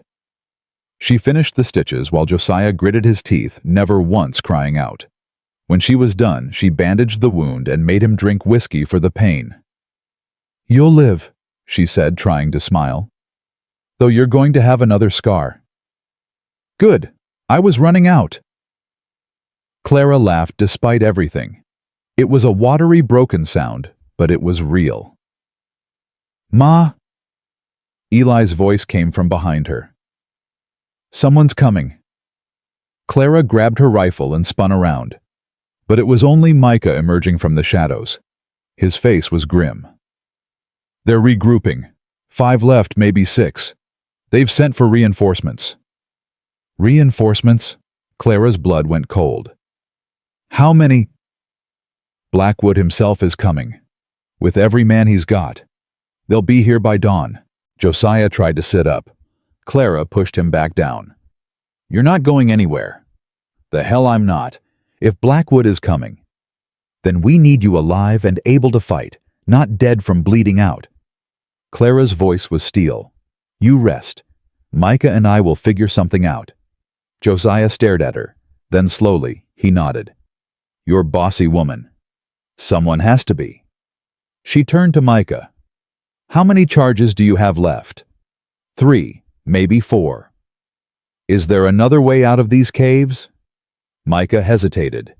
There's a passage. Leads to the old mining road above Silver Creek, but it's narrow, dangerous. Some of it hasn't been used in years. Can we get the children through? If we're careful. If we're lucky. Then that's what we do. Clara's mind was racing, putting pieces together. We get the children out, get them to safety. Then we deal with Blackwood. Deal with him how? Micah asked. Clara looked at her children, at Josiah, at this broken man who had become family without either of them realizing it. Blackwood wants something. He's been chasing us for days, sending men to die in these mountains. Why? What's so important that he'd risk everything? You, Josiah said from the ground. You're what's important. You know something. You saw something. That's why he wants you dead. Clara's breath caught. Thomas's notebook. The one that disappeared after his death. My husband, she said slowly. He found something in the mine. Something Blackwood didn't want anyone to know about. What kind of something? I don't know. Thomas never told me the details, just said it was big, said it could bring down the whole company. Micah's eyes narrowed. The mine. You mean the Silver Creek mine? Yes. Why? Micah walked to his chest and pulled out a leather-bound book. Clara's heart stopped. Where did you get that? Found it, on one of Blackwood's men, 3 years ago. Micah handed it to her. Never could make sense of it. Just numbers and dates. Clara's hands trembled as she opened the book. Thomas's handwriting. She'd know it anywhere. This is it, she breathed. This is Thomas's notebook. What's in it? Josiah asked, pushing himself up despite Clara's protests. She scanned the pages, her eyes widening. Blackwood's been smuggling gold, skimming from every shipment for years. But that's not all. She turned more pages. The mine collapse that killed Thomas. It wasn't an accident. Blackwood ordered it. Thomas found proof. Names, dates, witnesses. Witnesses. Eli stepped closer. You mean there are people who know the truth? 3 miners who survived. Thomas wrote down their names. Clara looked up, her heart pounding. If we can find them, if we can get them to talk... Blackwood owns this territory, Josiah interrupted. Judges, sheriffs, all of it. Even with witnesses who's going to listen. The federal marshal. Everyone turned to look at Micah. What? Clara asked. Federal marshal. Comes through every 6 months to inspect the mining operations. Make sure everything's legal. Micah's pale eyes were sharp, now focused. He's due next week. I've seen the notices posted in town. Clara's mind was spinning. If we could get this notebook to the marshal, if we could get the witnesses to testify, Blackwood would be finished. Josiah finished. Not just the smuggling, the murder, the corruption, all of it. But how? Clara asked. Blackwood's got men everywhere. We can't even get out of these caves. Silence fell over the chamber. Then a small voice spoke up. I can do it. Everyone turned. Eli stood straight and tall, his jaw set with determination. What? Clara's voice was sharp with fear. I can get to town. I know these mountains now. Mr. Calhoun taught me, and no one's looking for a boy. Eli's eyes burned with intensity. I can find the witnesses. I can get them to talk. I can... Absolutely not. Ma! I said no, Eli. You're 14 years old. I'm not sending you out there alone. Then send someone with me. Who Josiah can barely stand. Micah needs to stay and protect the caves. Then I go alone.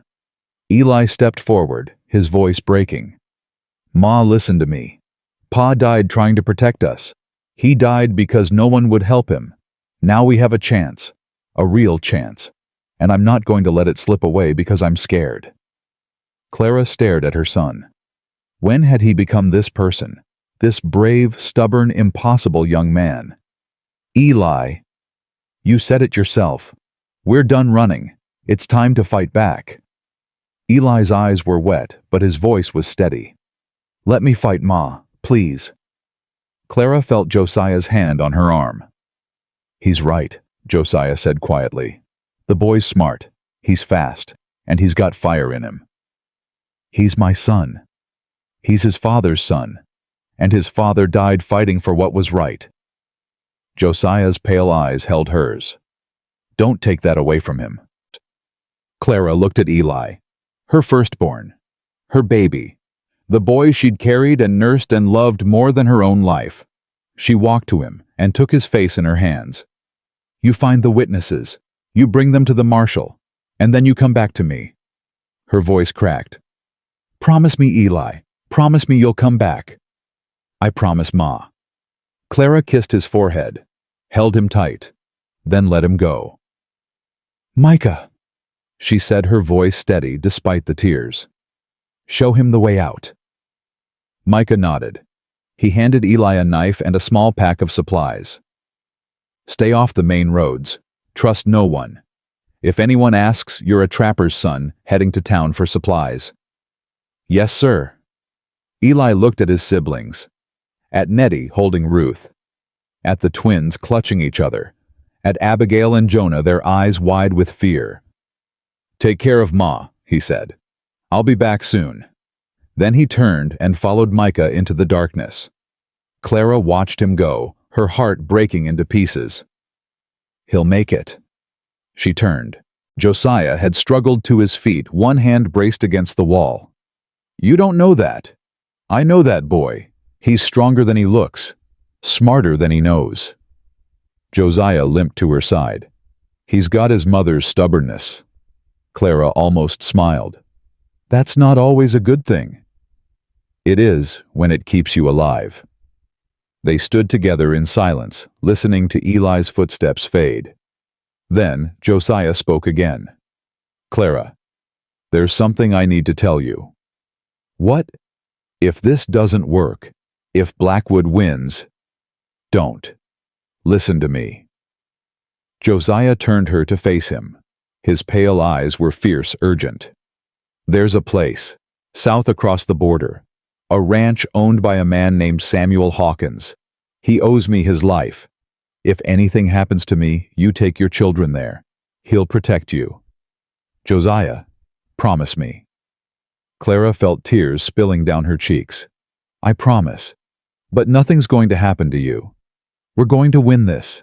We're going to—" Josiah kissed her. It was sudden, desperate, hungry, the kiss of a man who thought he might never get another chance. Clara froze for a moment. Then she melted into him, her hands gripping his shirt, her tears mixing with his. When they finally broke apart, they were both breathing hard. "I should have done that days ago," Josiah murmured. "Yes, you should have." He smiled, a real smile, the first one she'd ever seen on his scarred face. "When this is over," he said, "I'm going to marry you. Is that a proposal? That's a promise." Clara laughed through her tears.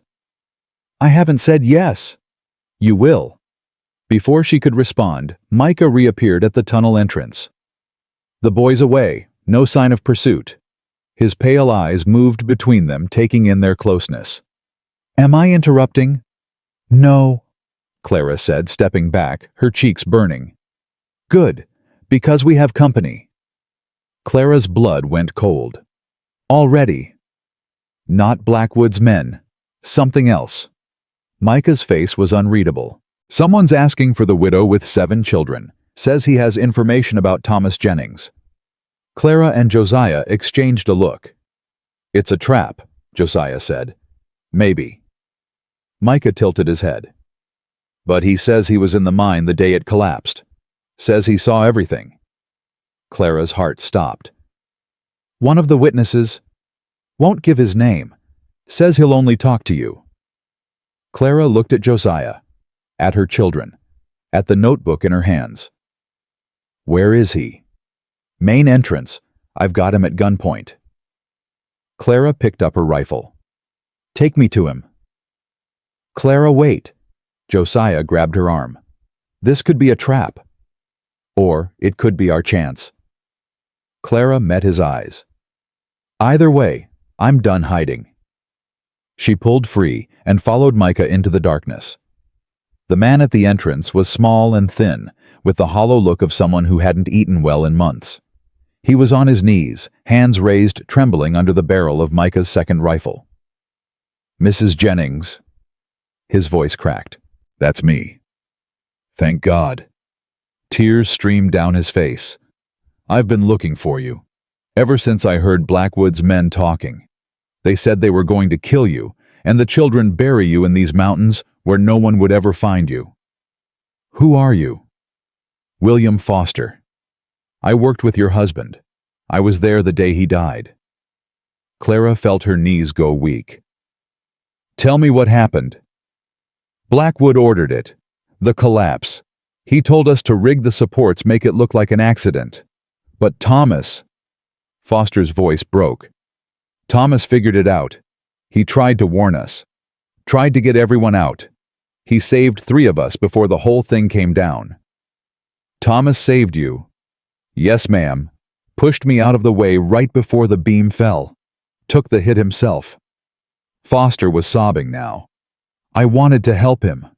I wanted to tell someone. But Blackwood said he'd kill my family if I talked. Said he'd burn my house down with my wife and daughter inside. Clara knelt down, her heart breaking for this broken man. Where is your family now? Gone.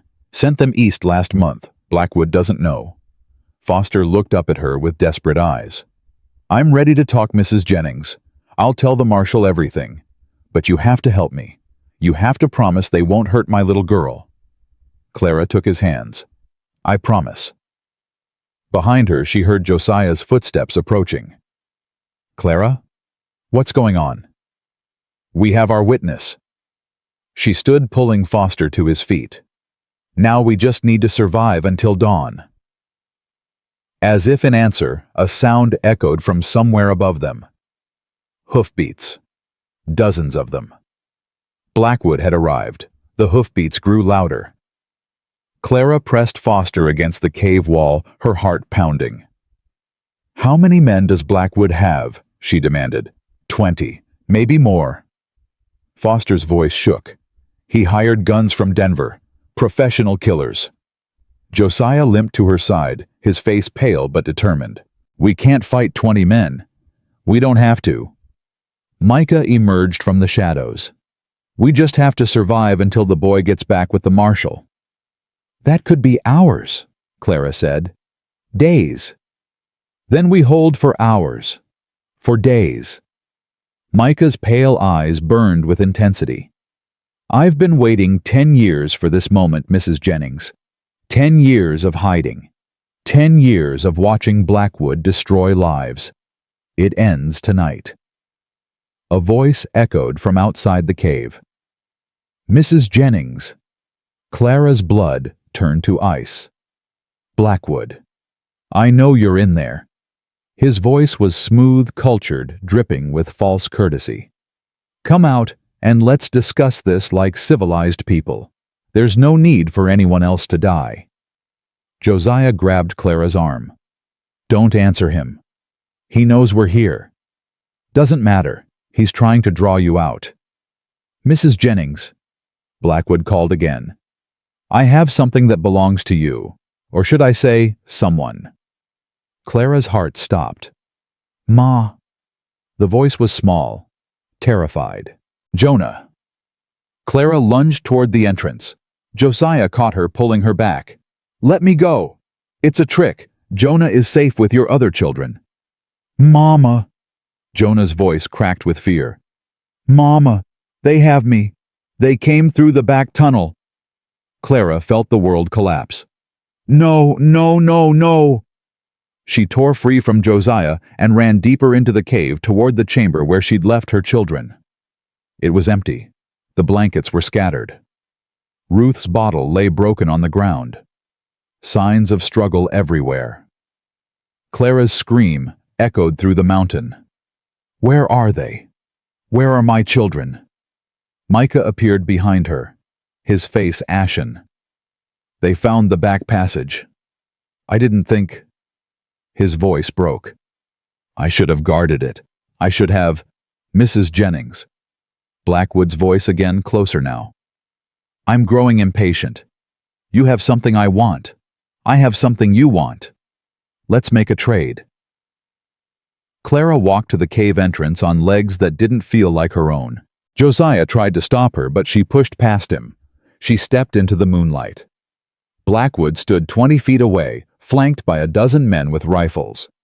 Behind him, her children huddled together, guarded by 3 more gunmen. Nettie held Ruth, tears streaming down her face. The twins clutched each other, shaking. Abigail had Jonah pressed against her, shielding him. 6 of her children. 6. Where was Eli? Ah, there you are. Blackwood smiled, spreading his hands. Finally, we meet properly. I've heard so much about you, Mrs. Jennings. Let them go. I'm afraid I can't do that, not until you give me what I want. The notebook. You want Thomas's notebook. Clever woman. Your husband always said you were clever. Blackwood's smile turned cold. Too clever, perhaps. He should have kept his mouth shut. Should have taken my money when I offered it. He was a good man. He was a fool. And fools die, Mrs. Jennings. It's the natural order of things. Clara felt Josiah step up beside her. He raised his rifle, but a dozen weapons instantly aimed at the children. Careful, Mr. Calhoun. Blackwood's voice was silk over steel. One wrong move and these little ones become orphans. Oh wait, they already are. I suppose they become dead orphans. You're a monster, Clara spat. I'm a businessman. There's a difference. Blackwood extended his hand. The notebook. Now, or I start shooting children. Clara reached into her coat. Her fingers touched the leather binding. This book was everything. Proof of Thomas's innocence, evidence of Blackwood's crimes, the key to bringing down an empire of corruption. If she gave it up, Blackwood won. If she didn't, her children died. It wasn't even a choice. Clara pulled out the notebook and held it up. Let them go first. Give me the book first. We trade at the same time, or we don't trade at all. Blackwood studied her for a long moment. Then he nodded. Very well. Release the children. The gunman hesitated. Blackwood snapped his fingers. Now. Slowly, reluctantly, the guard stepped back. Nettie immediately grabbed Jonah's hand and ran toward Clara, the other children following. Clara caught them, pulling them behind her, counting heads again. 6. Still, only 6. Where was Eli? The notebook, Mrs. Jennings. Clara looked at the book in her hands, then at Blackwood's outstretched palm. She threw it. Not to Blackwood, into the fire pit behind him. No. Blackwood dove for it, but the flames were faster. The leather caught, then the paper. Thomas's evidence went up in smoke. You stupid woman! Blackwood whirled on her, his face contorted with rage. Do you have any idea what you've done? I've made sure you never get what you want. Blackwood's composure shattered. His cultured mask fell away, revealing the monster beneath. Kill them! He snarled at his men. Kill them all! Rifles raised. Clara shoved her children behind her, her own body the only shield she had left. Wait! The voice came from the darkness beyond Blackwood's men. Everyone froze. A figure stepped into the firelight. Tall, uniformed, a badge gleaming on his chest. Federal Marshal. What is the meaning of this? Blackwood demanded. Mr. Cornelius Blackwood. The Marshal's voice was cold. You're under arrest for conspiracy to commit murder, theft of federal mining claims, and about a dozen other charges I'll read to you properly once we get to Denver. On whose authority? Mine. The marshal held up a piece of paper. Signed by the territorial governor himself. Seems a young man rode through the night to deliver some very interesting testimony. Clara's heart soared. Eli. Her boy stepped out from behind the marshal, his face pale but triumphant. Ma! Eli. Clara ran to him, crushing him in her arms. You did it. You actually did it. I found the witnesses, Ma. All three of them. They're in town right now swearing statements. Eli was crying and laughing at the same time. It's over. It's finally over. Blackwood's face went gray. This is ridiculous. You can't arrest me on the word of some widow and her brat. I can arrest you on the word of 3 eyewitnesses to murder. The marshal signaled, and a dozen deputies emerged from the trees. And the detailed testimony of Mr. William Foster, who seems very eager to clear his conscience. Foster stepped forward, his back straight for the first time. I saw everything, Marshal. The rigged supports, the orders Blackwood gave, all of it. Blackwood's eyes darted from the marshal to his men to the deputies surrounding them.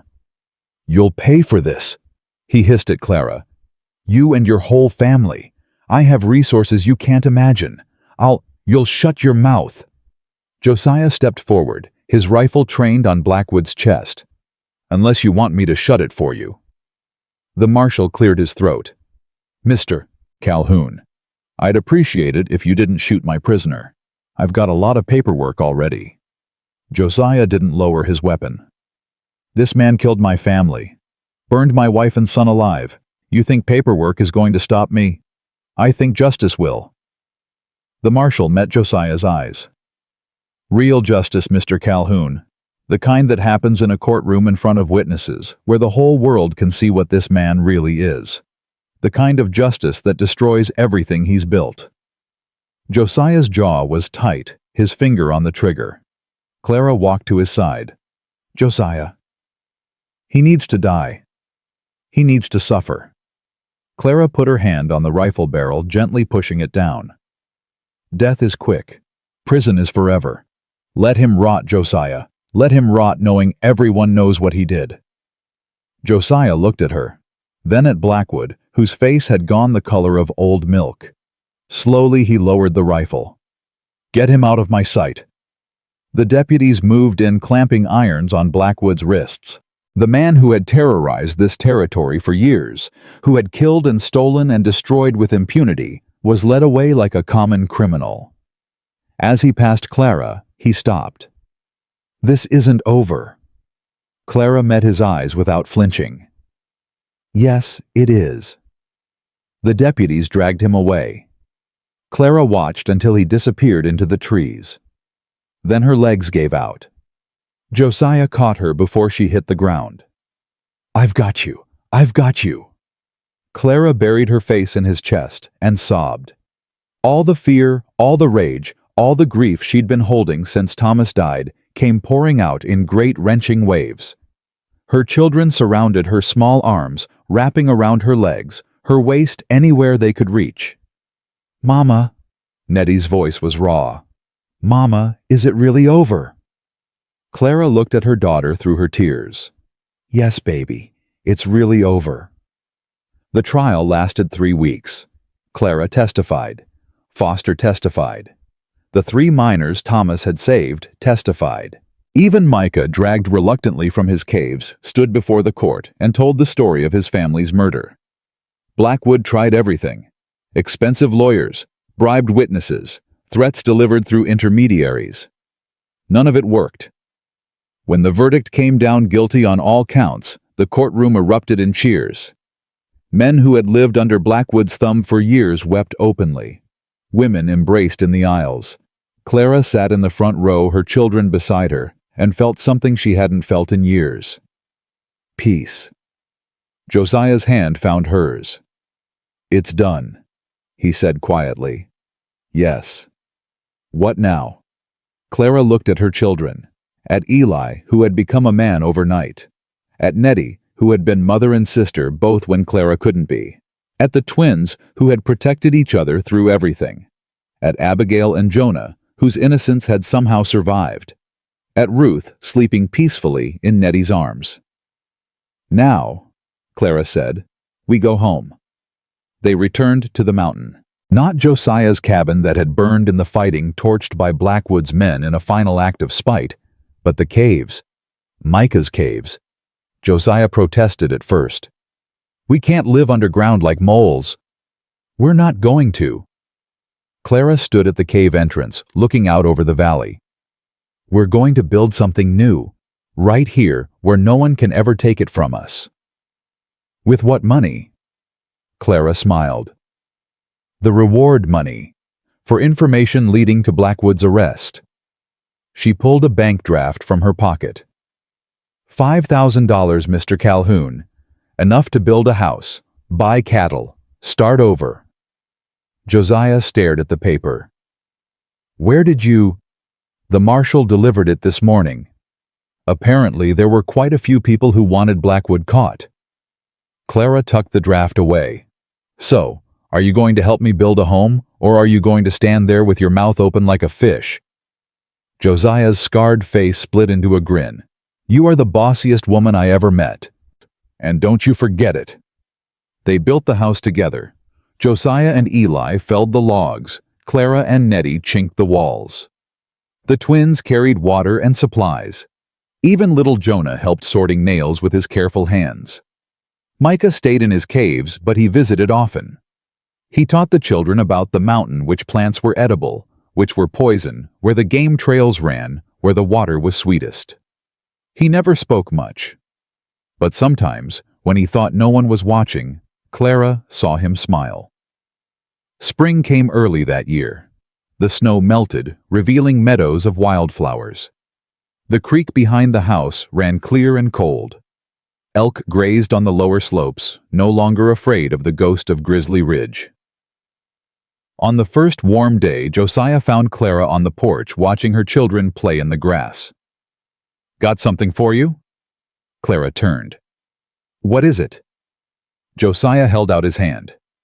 In his palm was a ring, simple, silver, set with a single small stone. "It was my mother's," he said quietly. "She gave it to Mary on our wedding day. I found it in the ashes after. Only thing that survived." Clara's breath caught. "Josiah? I told you I was going to marry you. I meant it." He dropped to one knee, his pale eyes bright with emotion.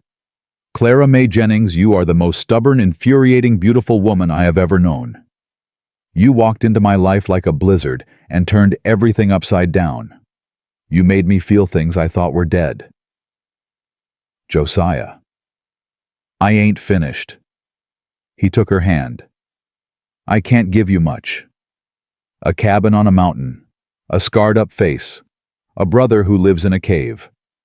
But I can give you this. I will protect you and your children with my last breath. I will love you until the day I die, and probably after. I will never ever let you down." Clara was crying. She couldn't help it. "Yes." "I ain't asked yet." "I don't care. Yes." Josiah slid the ring onto her finger.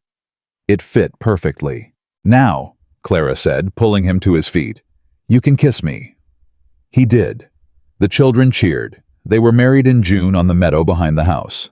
Micah stood as witness, cleaned up and presentable for the first time in a decade. Eli gave Clara away, his face solemn with the weight of the responsibility. Foster came with his wife and daughter, newly arrived from the east. Even the marshal rode up for the occasion. Clara wore a dress she'd made herself, white cotton, with blue ribbons, nothing fancy. Josiah wore his cleanest shirt and actually combed his beard. The ceremony was simple.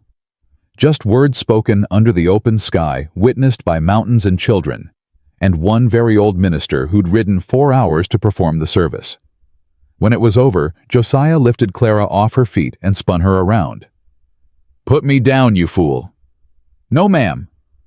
"People are watching. Let them watch." He kissed her soundly. "I've waited 50 years to feel this happy. I ain't hiding it now." Clara laughed, really laughed, for the first time since Thomas died. Years passed. Eli grew into a fine young man, eventually becoming a deputy under the same marshal who'd arrested Blackwood. He married a school teacher's daughter and built a house on the neighboring ridge. Nettie discovered she had a gift for healing. She studied under a doctor in Denver and returned to open a clinic in the valley. The mountain folk who'd once feared the ghost of Grizzly Ridge now trusted their lives to his stepdaughter. Samuel became a farrier, the best in 3 territories. Daniel started a freight company that ran supplies from Denver to the remote mining camps. Together, the twins prospered. Abigail wrote books, stories about the frontier, about brave women and scarred heroes and found families. They sold well, back east where city folk hungered for tales of the Wild West. Jonah, whose twisted foot had once seemed a curse, became a craftsman. His carved wooden figures were prized across the territory. He married late to a widow with 3 children of her own and filled his house with the sound of laughter. And Ruth. Little Ruth, who had nearly died that first terrible night, grew into a force of nature. She became the first female attorney in Colorado, arguing cases before the same court that had condemned Blackwood. She never lost. Micah eventually came down from his caves. He built a small cabin near Josiah and Clara's house and took to sitting on their porch in the evenings, whittling while the children played. He never fully healed. Some wounds run too deep for time to touch. But he found peace of a sort. He found family. One winter evening, when Clara's hair had turned silver and Josiah's scars had faded to pale lines, they sat together on the porch, watching the snow fall. The house behind them was full of noise. Grandchildren running. Great-grandchildren crying. Eli's wife was making dinner. Nettie was telling stories by the fire. The twins were arguing about something, as they always did. Josiah took Clara's weathered hand in his. "Remember that night?" he asked. "When you knocked on my door." "I didn't knock. The wind was too loud." "You banged, like you were trying to beat it down." Clara smiled. "I was desperate." "You were freezing. Half dead. 7 children hanging off you like burrs." Josiah shook his head. "I wanted to shut the door. Wanted to leave you out there. Everything in me said to stay away." "But you didn't." "No, I didn't." He squeezed her hand. "Best decision I ever made." Clara leaned against his shoulder, feeling the solid warmth of him. "I was so afraid that night. Afraid you would hurt us. Afraid the storm would kill us. Afraid of what would happen if we survived." She paused. "I never imagined this. Never imagined we'd build a life. A family. All of this." "Neither did I." Josiah's voice was rough with emotion. "After Mary and William, I thought I was done. Thought God had used up all my chances.